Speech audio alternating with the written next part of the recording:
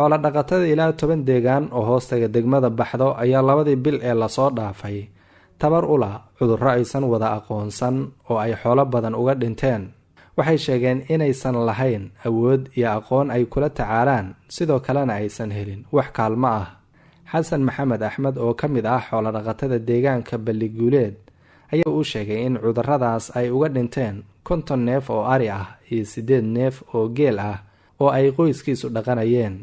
55 neef ari cad ah iyo 30 ida ah oo u haray. Ayuu xusay in qaarkood ay la ildaran yihiin cudurrada. Wuxuu sheegay in xoolaha ay cudurro uga dhici jireen, balse ay tahay markii ugu horreysay ee saameyn intan la eg ay gaarto. Wuxuu ka cabsi qabaa in cudurrada ay ka dhameeyaan xoolaha oo ah isha kaliya ee ay ku tiirsan yihiin qoyskiisa. Saameynta gaartay xoolihiisa ayuu xusay in reerkiisa oo 8 qof ah ay ku sababtay cunno xumo. Waxay dabka ku shitaan dayn aan joogto ahayn maadaama xooluhu aysan iib u galayn.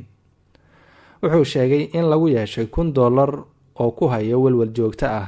Raa'ida Cali Ciise oo wareysatay ayaa ugu horreyn weydiisay calaamadaha ay muujiyaan xoolaha marka ay cudurrada ku dhacaan. walaal xoolahan horta cudurro kala gedisan qabto geel iyo ari leh. geela shuban biyood shuban oo neefku markii uu bilaabo suu wada calooshiisa wixii ku jira markii ay ka baxaan ay biyo iyo dhiig ay isku rogayaan uuna ku tagayo qabtay. mid uu calool xiran oo caloosha xirmaydo neefkaas caloosha siday ku xiranteen ta qasimadu bararaan asaguna uu sidoo kale ku baxayana waa qab. xanuunka la yiraahdo waalidana waa qabto roorka dadku u yaqaan.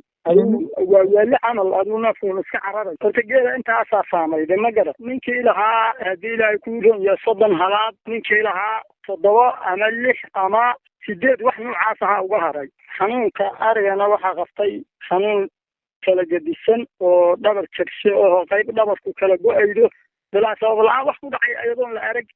neefku aadaama intuu kilkilaa dhabarkuna waa kala baxaya. marna waa haddii ilaahay ku ron wax dhareeruhu sii daynaa waa iska aadaama meel xanuunayda ma taqaanid. suu dhareerkaas u wadu adigu ugu badnaan waxaa neefkaas naftu ku jiraydaa saacaddii ay qabatay intaysan gaarin adigu 6 saac ama saacaddii ay qabato ugu dambaysoo kale saacadeedii kale. xanuun idaha qabtayna waa jiraan oo hadda asaguna u hor yahay oo ida iyo riyo xanuunka dhabar jabsaha ida iyo riyaba waa leeyahay balse riyuhu u badan yahay. idahana waxaa qabanaya suban sidaa subankaas geela qabaayo suban biyoodka oo kale dhiig uu isku bedelaya marka u dambayda waana ku tagaa neefkaas. saacadan waa yaalaan idaa yaal iyo geel intaba xaaladii waa adkaataa. ana xoolaha aan ku noolayn xoolihiina waxa la gato iyo wax la maala midna ma jiraan. alaariya waxaa isku hela cudurka hadda isku hela. hal cudur miyaa mise waa cudurro kala duwan oo qaybo kamida ay idinku cusub yihiin? xanuunkan suban biyoodka hadda u hora hadda dhow u hora. xanuunkan suban biyoodka oo dhiigga iyo biyaha neefku daqiiqadiiba uu ku baxaya hadda ugu daran markaana xooluhu u baaba'an. yaqanjahan baalkan dhabar jabsuhu in badan xoolaha waa hayay balse hadda aad u asna usoo siyaaday iyo xanuunka waaliga oo asna geela ku dhaca. baaritaan lagu sameeyey ma jiraa xoolaha? dhulkan dhul iska baadiyaa weeye magaalo male baalkan la yiraahdo xalaano xoolaad cid xoolahaas baartay oo ogaata waxa ay tahay ma jirto. wax daawo ah ma siisay adiga xoolahaaga? daawadii anagu aqoon uma lihin. daawadii wax aan siino dadkaas dad aan ayaguba aqoon gooniya u lahayn oo wax ogas iyo wax noocaasa waa suurtagal in la iskaga dhifto balse wax aqoon iyo wax baarisa midna uma leh. waa qof uuna adigu inta iska soo qaatay qofka aqoon u lahayn inuu ku dhiftay waa suurtagal. hadda wax baarisoo marka xoolahaas daawaa dad badan waa weydiinay wax ay yiraahdaan waxaana u dawaahay qaatana ma aanan arag. dadka aan weydiinayna dad hadda aqoon saas u la maahan waa dad uun iska ganacsi dawo iska gataa. waa gartay hilibkooda oo kale wax isbedela? hilibkooda wax innaa male wax innaa hilibkiisa isagoo dhan waa xunuqaaya waa gaduudanaa.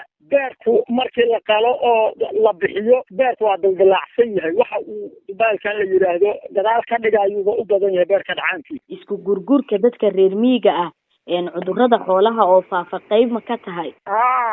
taas xoolahan waa awalba qoyskii 2 iyo 3 lagu arkay. markii lagu arko oo la yiri dadkii deegaanka war xoolihii cuduraa u yimid war saasaa loo hayaa dadkii oo dhanba xoolihii waa isku darsamayaan waxay wada cabayaan ceesha sidii waxay isugu imaanayaan matoorka biyaha sidaas ayba isku saameeyeen ayagii oo dhanba ay iskula wareegeen ba cudurkii u dhex galay intii deegaanka toosuu u saameeyey inta deegaan iyo isugu timid ama ha la isku soo guuro ama dhinaca balguulad ha loo soo aado ama dhanka kale ha la aado inta isku timid gembied waa saameeyey xanuunkan dhinacan waxay ka yimaadeen cadaada xaggooda ilaa duxulle ilaa kaxandho halkaas dhinacaasa ka yimaadeen waa gartay ma jiraan deegaano kale oo saameyn uu ku yeeshay cudurkan oo balguuleed aan ahayn ha waa badan yihiin buux wey waxaa kamid a ilaa bari markii la aado maarsamage duur ilaa badakaan markii lasoo aado ilaa dhatuur kaxandho waa saameeyey gebigood waa gartay haddii aadnan wax caawinaad ah oo ku aadan